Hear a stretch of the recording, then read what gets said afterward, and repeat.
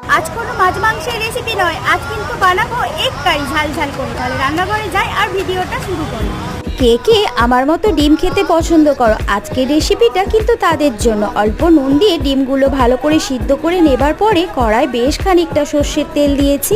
এবারে ডিমগুলো আমি ভেজে নেব অল্প লঙ্কা, হলুদ আর নুন দিয়ে।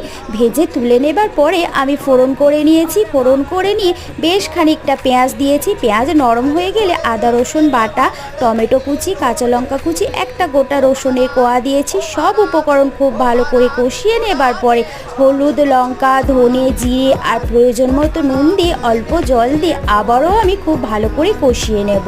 কষিয়ে নেওয়া হয়ে গেলে ভেজে রাখা ডিমটা এবার আমি দিয়ে দিয়েছি। দেওয়া হয়ে গেলে প্রয়োজন মতো জল দিয়ে দেব। এবারে ফুটে গেলে অল্প গরম মশলা দিয়ে নামিয়ে নিলেই রেডি হয়ে যাবে।